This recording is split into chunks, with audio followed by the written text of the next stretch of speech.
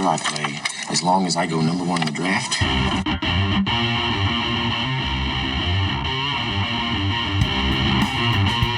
From the Erie Otters, Connor McDavid. From the London Knights, Mitch Marner. From the Western Hockey League's Brandon Wheat Kings, Nolan Patrick.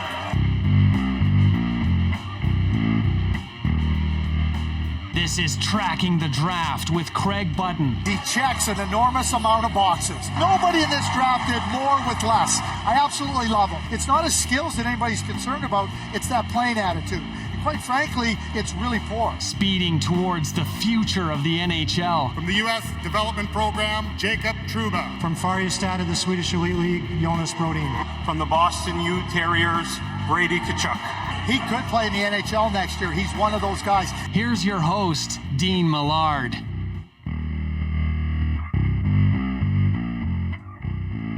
Hello there, and welcome to episode 14 of season 2 of Tracking the Draft with Craig Button. The director of scouting for TSN will be along shortly. My name is Dean Millard, and the stars of tomorrow are discovered and discussed here. And man, we have a wicked show lined up for you. We're going to talk about 3 prospects. If you're watching, you can see the 3 that we'll be discussing on the screen. If you're listening and you'd like to check out what our show is all about, you can find us on the Ultimate Fantasy Sports Network, UFSN, on YouTube, along with a few other shows, the UFF podcast, 2 Minute Tuesdays. We will have UFHL Now and Fantasy Hockey Time. And we're always looking for more shows to complement the network. So find us on UFSN, Ultimate Fantasy Sports Network, on YouTube. And Craig Button joins us courtesy of the UFFS hotline. It is the most realistic gameplay. It's the highest stakes. We're talking not just fantasy players, but NFTs. Non-fungible tokens. If you don't know about that, just do a little Googling and you'll find out just how that world is blowing up. We're on the Zilliqa Blockchain and it's awesome. How awesome? A group recently paid on Monday $10,000 US for an expansion team. Indeed. It was unbelievable. The live show that we did surrounding that is also on UFSN, so you can see our reactions when we hit $10,000 US. So get in the game where you own the game. Follow at UFH League, at UFF Sports, or at UFS Network on Twitter to get more information. So on the show today, as mentioned, we're going to speak about William Eklund, Corson Ceulemans, and Carson Lambos, 3 prospects for the 2021 draft. We're also going to talk about when that draft might be happening, things that I'm hearing, things that Craig is hearing. We'll give you our opinions on that. And I'm also going to ask Craig if there's a clear-cut number 1, or the water's just a little bit muddy heading into this draft. So all of that still to come on the program. And let's bring him in right now. Craig Button.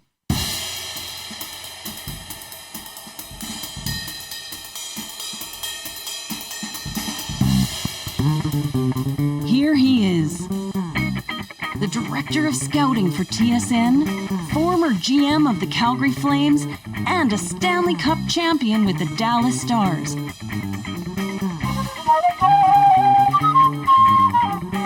Plus, he's a sharp-dressed man with a heart of gold and a passion to match it. Craig Button.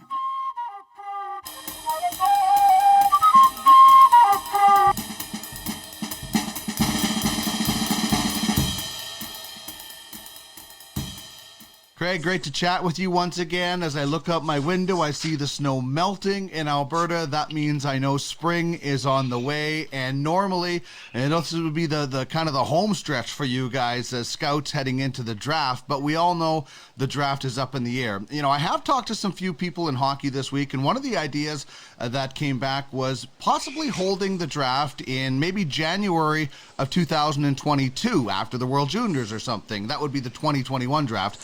What are your thoughts on that, and have you heard that out there? Well, first thing I want to say is I have some thoughts about it being early March and you thinking that all the snow is going to be gone in Alberta because as you well know and better than anybody is that the snow can come in April, May, and maybe even June. So, as much as we could, we see spring in the air and we get excited about, the warm weather and everything, we always have to be guarded because as we've seen with the nature in these parts, snow can come and surprise us. That being said about the draft, and it's a great point you make about, at this point in time, beginning of March, teams have a really good sense of where they sit in the standings. They have a really good sense of, the group of players that they've been watching for 18, 24 months and where they need to be zeroing in on as the seasons wind down in the respective leagues. So, some of those habits and some of those patterns that NHL scouts are accustomed to being in, they're not in this year. And, a lot of it is catch-up work. A lot of it is just trying to, see where a player, who might have just played a few games, how he looks based on the last time they saw him play. So, those patterns have been disrupted for NHL scouts. Now, as for the draft, and, when I talk about those patterns, I'm just going to use Dylan Guenther as an example. Now, we've talked about Dylan Guenther on the show. He's a top end player. There's no question about it. He didn't need to play a game this year for me to know he's a top end player. Mm-hmm. But the last time that you had a real meaningful look and opportunity to evaluate Dylan's game was last March. That's a year. And so you want to always be assessing improvement, meeting new challenges, how you take your game and continuously move it up different levels of play to give NHL teams confidence that you're going to be a player that they want to select and you can be a big part of their future. Now, Dylan might not be a great example because you don't need much confidence to draft Dylan Guenther. You just watch him for half a period and you'll say, oh boy, that guy's skilled. But think about the hundreds of other players. And I had a discussion with an NHL executive and I was asked this question: who would be this year's Jack Quinn? Jack Quinn went 8th overall to the Buffalo Sabres. If you hadn't had the opportunity to watch him for a year, and now you're just picking up on him in March, now you haven't had those data points. Well, you saw him here, you saw him take a step here, you saw him take a step there, and on and on and on. If you recall last year in the draft, I kept talking about Brendan Brisson. Mm-hmm. And I kept talking about each time I went back to see him play, there was advancement in his game. And he was better than the last time I saw him play. Because, he was growing, he was gaining confidence and everything. All the way to the draft that happened in October of 2020, where he became a first-round draft pick to the Vegas Golden Knights. But if you don't have that opportunity to watch that player, it becomes a lot more difficult to have that confidence to project him based on what you've been watching him do. So, I understand why you would want the draft to be, postponed to a later date. So what I've understood is that the options are keep the draft in the summer of 2020, July, or 21, July, whenever the schedule is. Talk about doing it, as you just mentioned, sometime at a midpoint, so let's say January 2022, or have the 2021 draft be in the summer of 2022, and you have consecutive drafts, however you want to do it. So, what I would say is that, there's going to be lots of discussion, a lot of debate around those different options. But, I think everybody has to be adaptable and they have to be flexible in their thinking. Just because it's never happened doesn't mean it can't work. So the things that I hear are, Well, you draft a player in January. How do you get him in with your development group? How do interviews go? You want to meet players before a draft. You got your NHL team up and running. You're watching other players. How would a combine look, right? So all these things have become really important to NHL teams with respect to their ability to evaluate, now become more difficult to do. It's not that it's impossible to do, but you got NHL general managers at the World Junior Tournament, which is an opportunity to watch players and an opportunity to watch your own players, and see how they're faring. So does it interfere with work that is just as important? Would be the question I would want to know. And I would like to have that discussion about it instead of just saying, well, let's have it done. And just because it's never been done doesn't mean it can't. But those are just some of the considerations that NHL teams may be having about having it at a midpoint. And, what I will say to you, Dean, I don't think there'll ever be a right answer or a wrong answer. I think what has to happen is that there has to be a solution that addresses as many of the concerns as possible. And they're all, I don't think there's any ones that aren't legitimate, but try to address as many of them, understanding that there's no perfect solution. Mm-hmm. Yeah, no doubt. And I would love to see the super back-to-back weekends of drafts in 2022 summer. But, as it was pointed out to me by several people I talked to, that's an awful lot of work to be cramming into that area. Somebody else brought up, and this is way above my pay grade, but what about already drafted players? And, is somebody going to, file a labor grievance or something if the draft gets pushed back, which again is way above my pay grade, but it speaks to your point that, everybody's going to have to work together on this because this is unprecedented. Collaboration, right? Again, so, when you talk about it, there's different areas. So there's the legal part of it, right? There's the CBA part of it, which also falls under legal. What have you agreed upon? What modifications can you make? Keep in mind too, when you draft players and 7 rounds, let's just say every team has 7 picks. Well, that's 7 players more on your reserve list. Are you going to sign players? Are you not going to sign other players that haven't had an opportunity? Because it's not just about the draft. It's also the impact of the draft on these other players you have in your organization, right? And so there's a lot of different scenarios not playing out, but have players and agents and teams thinking about, okay, we like this player. We think he's made some progress, but we haven't seen him play for a year. How much more will his progress go? And now we're going to be forced to draft a player. We might want to sign that player. What does that mean for our contract limit?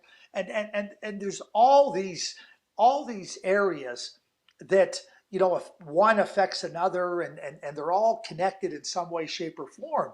And that's why I say, try to address as many of the issues in a positive way as you can, and know that there's never going to be a perfect solution. And again, all the voices, all the ideas have to be heard. And Dean, I'll be straightforward with you.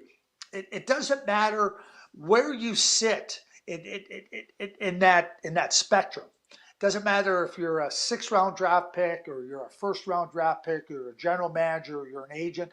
All the ideas have to be considered. And to me, all points of view have to be considered so that you can get to the best possible outcome. Yeah, indeed. All right, let's get to our first player on the docket today, William Eklund. I've seen him listed as a center and a left winger, and he's playing in the SHL. And the numbers that this guy put up early in the season were extraordinary. He's still over a half a point per game for a draft-eligible player. And the names that are in that sort of point production from the past, you're talking Forsberg, Henrik Sedin. So he's in really good company. And that's in 45 years of that really good league, as we've talked about the SHL. What is his best asset when you watch this player that has allowed him to excel so at such a young age in a talented league? Well, I would say there's 2 things that really stand out for me when it comes to William. He's really quick, and he might be more quick than fast, and he's a really good skater. Don't get me wrong here, but his quickness, his ability to quickly get into a spot to take advantage in so many different areas of the rink is really impressive. And he has a mentality of like, I'm coming after you. Like, when those opportunities arise, I mean, his hockey sense is excellent. And when he sees those opportunities, he's ready to exploit. He's like that. He's like that rattlesnake in the grass. And when he sees a chance to strike, he's striking in a big way. So I love that. I love his attitude. I love the way that he recognizes those opportunities to exploit. And he's got the mind quickness and the quickness. And the mind quickness leads to the other part of him being able to take advantage, that quickness to get to the right spots and really be a real dangerous player. Right, and this is a guy who has put up, I think, almost half his points are goals, half his points are assists. So is he that typical, cliche dual threat guy, or do you think he settles into one or the other? I think we'll call him a 50-50 guy. How does that sound? Yeah. Well, why not, right? If you can get a guy that produces like that. Yeah. Well, if you're a dual threat or anything, I think, the game, if you can be multifaceted in how you attack and how you can contribute, right? It's also going to make you that much harder to defend. Think about Patrick Mahomes. So we know Patrick Mahomes can throw the football off of his back foot while being chased down by four linemen, 75 yards down the field, right? It's a gifted talent that he has. But he's elusive. He's quick. He's fast. You got to respect his ability to throw from the pocket. You got to be able to respect his ability to throw on the run. He knows how to buy himself time. He knows how to be elusive. So even if you cover downfield, he can from his ability to do so many different things in the backfield, he can open up things all on his own because you can only cover for so long. So when I think about players that are able to, threaten an opponent and make you dangerous in multiple ways, I mean, that's a great attribute to have. And certainly I think William does have that. For me, I've seen him play left wing. Okay, I might have seen him play a couple times in the middle of the ice when he was a little bit younger, but I've seen him play left wing for the most part. But I think you have to be open-minded in the way the game is being played. And, what I would say is whether he's playing left wing, whether he's playing center, he can attack you from multiple points on the ice. And I think that is a great quality that he has. Looking forward to seeing him in action. As I he's a competitor too, Dean. Yeah. He's a competitor. Like, one of the things I've always talked about, and I tell young players this all the time, in scouting, you'll hear, oh, look at it, he got knocked down. Oh, yeah, he got knocked down. Well, just because he got knocked down doesn't mean that once he gets physically stronger, he's not going to be able to handle the physical rigors a little bit better. I see a lot of big, strong players never get knocked down because they never go where it matters. They stay where it doesn't matter. So, William Eklund gets invested in the hard parts of the game, and you're not pushing him out of the game. And that's another quality that I love about him. Yeah, not a perimeter player, as some guys get labeled as because they don't want to go to those areas. Well, let's get to Corson Ceulemans now, a defenseman with Brooks in the AJHL, going to Wisconsin next year. And I've heard a lot of comparisons to Cale Makar, and I wonder if that's just the easy comparison because they're both Alberta, they both played at Brooks, or is the comparison legitimate? Well, I'm not going to say it's not legitimate. I mean, hey, when a player, gets compared to somebody like Cale Makar, I mean, that's pretty impressive. And that tells you, is there ever going to be an exact comparable for the most part? No. But, Corson plays the game in a manner like Cale Makar. And by that, what I mean is he's an excellent passer. He's really, really calm and poised. And at the same time, he's going to make those precision passes. He thinks the game really well. He sees the game really well. But he's also going to be able to jump into the play. I don't think at the same age he's got the same jump approach. That he's a really good skater, don't get me wrong, but Cale could really jump into the attack and really become part of the attack. Corson will do that, but he does it in a different way. And I think that's where when I watch Corson play and I watch how methodical he is and how calm and poised he is, you just see what I call a precision player. I see him more along the lines of Alex Petrangelo. That type of a style of game. I'm not going to say he's going to be Alex, but Alex isn't going to be the guy jumping in and like Cale can be eye-catching because of that quickness and that ability to jump and everything. Whereas Alex Petrangelo, he just is he's that really high RPM engine that just smoothly goes along. And you don't even, when you get in a really fast car, Dean, and you're on the highway, and sometimes you don't even realize how fast you're going because that car is just moving along. It's just humming along. That to me is Corson. That to me is him. And one of the things that I think Corson, like Cale, like good player, I think as they move up levels, it'll become easier for them to get their skills in the game. Not that the next levels are easier, but they're going to be more skilled players around them. The game's going to be less hectic. The game's going to be more controlled, and I think it plays right into the strengths of Corson. Well, he has all the earmarkings of being a number one defenseman, and for that, you and I have talked about, you got to be able to contribute offensively. You have to be able to shut down. You have to play in all those situations, and you can do that in different ways. You can be really nasty like Chris Pronger, or you can just be really smart and kind of finesse the way like Scott Niedermayer. Is he a physical defenseman, or is he kind of on that more of a just, as you said, just kind of humming along? When I think Alex Petrangelo, I don't think like massively physical, but I also don't think he's easy to play against. Well, and I don't have anything to add to that. What do you want me to add? Here's what I'll add. I'll nod my head. I'll nod my head and go, yes, you nailed it, because that's the perfect description. There's nothing I can add that would make it better than how you just described, Corson.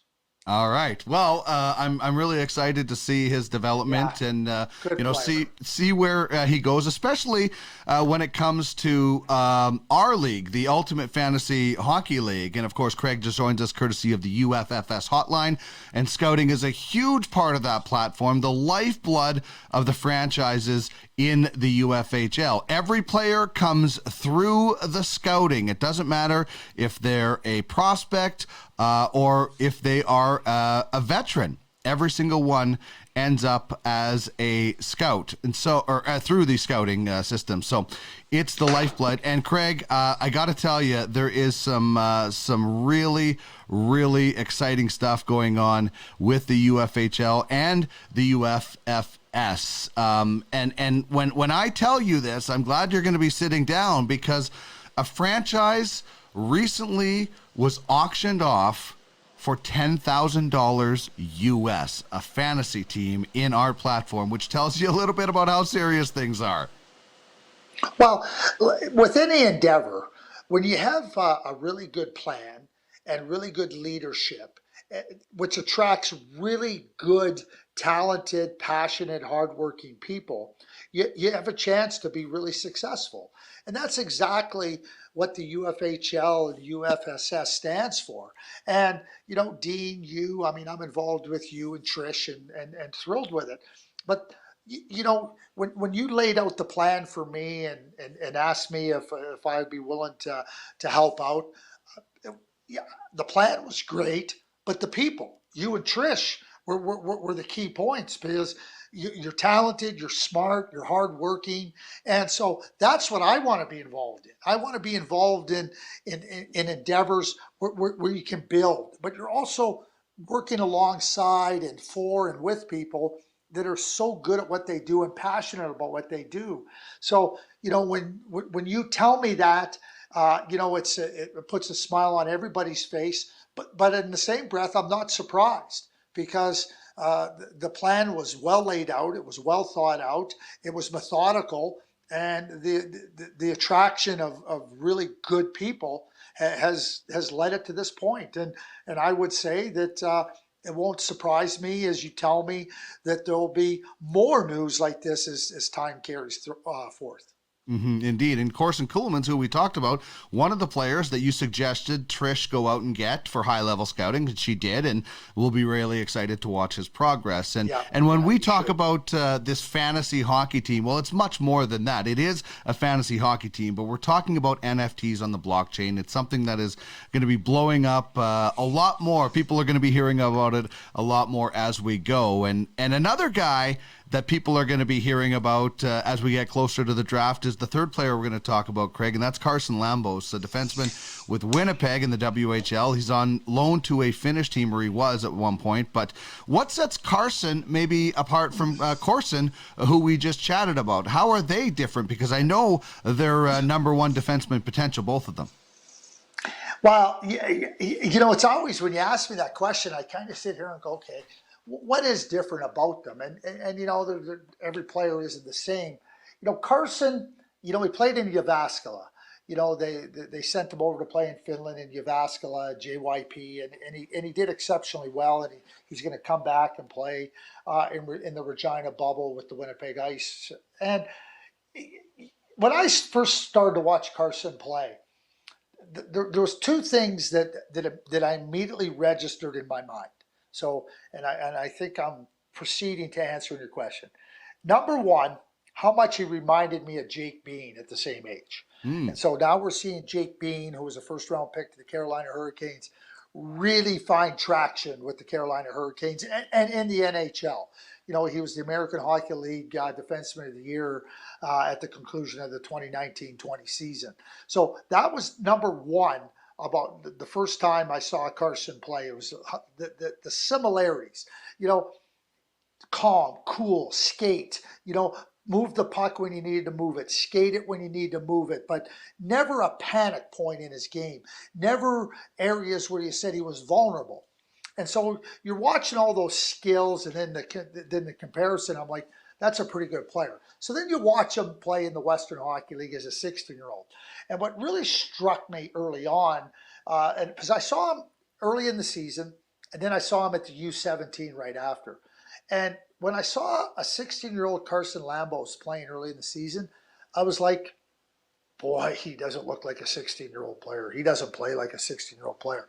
And by that, what I mean is he had an assuredness about him. It was like, I belong. I can play and I can be a contributor here. And then he went to the under-17 tournament, and same thing. It was just complete control of the game. You start. I always use in my scouting with defensemen, how much they have the puck on their stick, and when they have the puck on their stick, what type of play do they make? Because defensemen, going back for a puck, moving the puck out of their own zone, they're going to have to make plays. And, does the puck end up on your teammate's stick? Does it generate a scoring chance? Does the teammate get it at the right time where he has an opportunity to make the next play? Or do you throw bombs up there? It's off your stick, but it's on the other guy, on your teammate's stick, but he doesn't have the opportunity to make a good, productive play. To me, Carson had the sense of when that puck needed to be off his stick, if it needed to be off his stick at all, when to jump into the play, how to remain composed. I use a term that I call next play. And by that, what I mean is, in every situation, the game is continuous, it's fluid. And everything's leading to the next play, the next play, the next play. Well, there's also next play offensively, there's next play defensively. To me, his fluidity and always understanding what the next play was speaks to exceptional hockey sense. You used Chris Prong or Scott Niedermayer in terms of defending when we talked about Alex Petrangelo earlier, like the difference between using your body and using it differently. I would say Carson Lambos is more on the Scott Niedermayer track. He's not this big, huge guy, but because he understands what you're going to do, maybe sometimes before you know what you're going to do, Scott Niedermayer would have the puck off your stick, And the other player, the opponent would be going, what just happened there? Like, how did he end up with the puck? I think Carson has a lot of those same qualities in his game. And again, so I've talked about Jake Bean, who's really finding his way in the NHL. He's a player that needed to he just needed to mature. Mm-hmm. I talk about Scott Niedermayer. Well, I'm using all these interchangeably to talk about Carson Lambos. So a player that I think is really, really gifted. You know what you might hear a lot of, which always bothers me, Dean? It's, well, there's not a lot of flash to his game. Yeah, who cares? I'm looking for high level efficiency. Okay, Carson Lambos has high level efficiency. Yeah, indeed. You know what? The other thing is you talked about, how he always looks comfortable. As a 16-year-old in Winnipeg playing 22 minutes, that's so impressive. Is there any correlation between being able to play that many minutes at 16 with maybe being able to play earlier in the NHL at 18 or 19? Or does it just get so much harder at that next level to take that next step? Well, the next step is difficult, right? But what you describe at 16, and you got to keep in mind that these players are coming out of midget hockey, right? They've never played against players 3 and 4 years older than them. The level of maturity at 16, the vast majority of players, aren't even close to coming to their physical maturity. And yet you're being put into situations and scenarios where you're asked to compete on a level of physical maturity that you're simply not ready for. So how do you play 22 minutes, Dean? I'll tell you how you do it. You understand what your strengths are.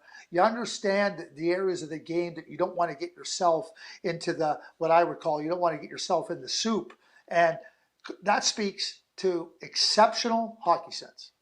And the smart players, are going to be able to move forward at 16 and be able to command the game. They'll do it at 17 and 18. And yeah, you know what? Like, you can say there's a correlation that's going to translate. I'd like to say, yeah, it might be sooner rather than later, like a Wade Redden. But at the same time, if it's like Jake Bean, that's not a problem either.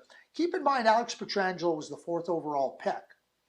He played less than 10 games in his 18-year, before going back to junior. He played less than 10 games as a 19-year-old in the NHL before going back to junior. And so people went, oh, yeah, he's not in the NHL at 20. It didn't matter. Alex was moving along at a nice rate, and now he's found himself as a real top defenseman in the entire National Hockey League. I always think that it's best for players to be as prepared as possible once they get to the NHL because of how hard it is.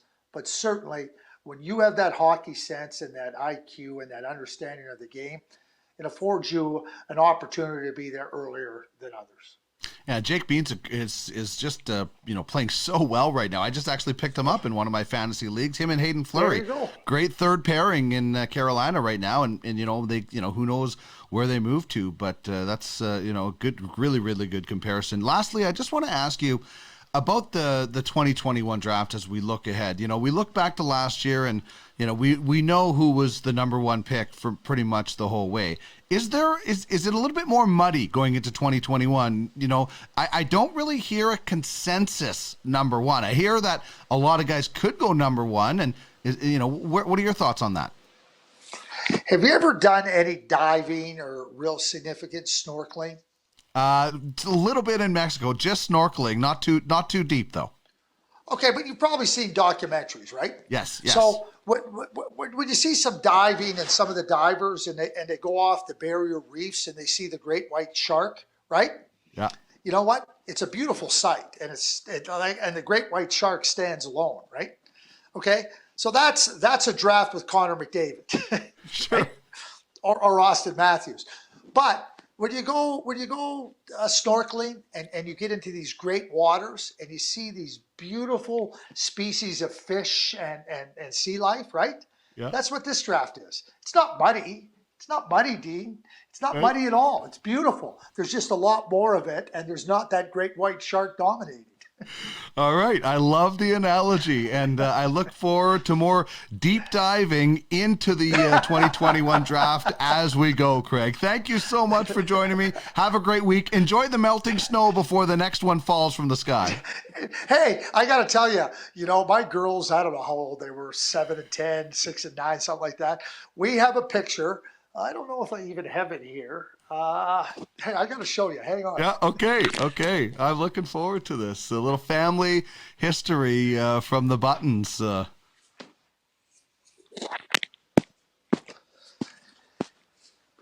you can see that picture right there. Yes, yeah. See that picture? Yeah. So they made snow caves. That was at the end of April. One year here in Calgary. So they were thrilled to make a snow cave and a little tunnel there. So I know what it's like, what can happen come April and even May. Yeah, indeed. Well, we'll watch for those showers. Thanks, Craig. Yeah, thank you. This is a serious message. Craig Button joins us on the Ultimate Franchise Fantasy Sports Hotline. Become a scout and make money while providing prospects to the Ultimate Franchise Hockey League. What you talking about, mister? Pay that man his money. I'm your huckleberry. Check out the details at www.uffsports.com. It's serious. I like it a lot. I said we got a winner. UFFS. You own the game.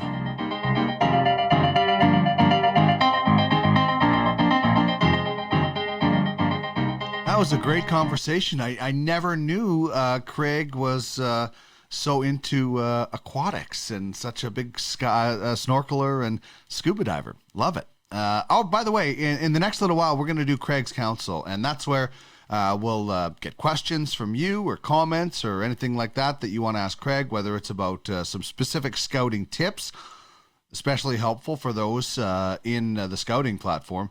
With the UFHL, but he'll also tell some funny stories, and he's got a lot of them, and I absolutely love when you get into story time with Craig. So if you have a question or you have a comment or something, whether it's on the scouting end or maybe it's on the story end, send us an email, trackingthedraft@gmail.com, and we will add that to the list of questions that have already come in. And, I talk a lot about the UFHL, and it's just so much fun. There's so much going on.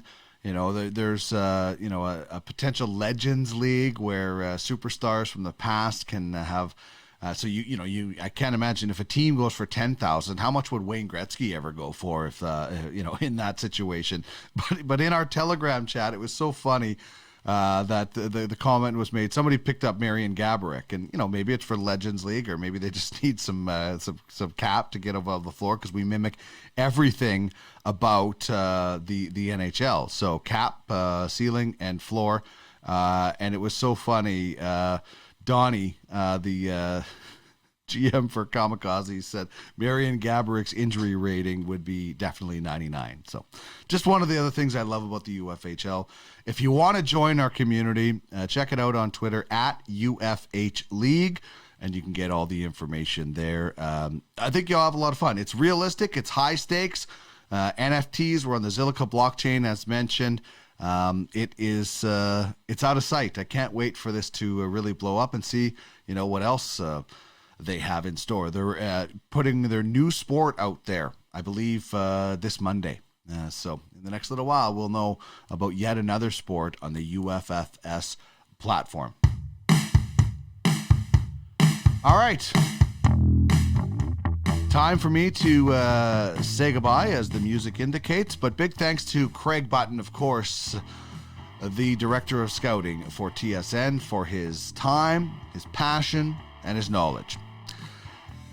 If you enjoyed the show, please let us know. If you're watching on YouTube, just hit that subscribe buttons and hit the bell so you get a notion or a notice rather that a new episode has come out. We really appreciate that. Leave us a review if you're listening, wherever you can. Always interested in constructive criticism. If you would like to get involved in the show as an advertiser, email me trackingthedraft@gmail.com.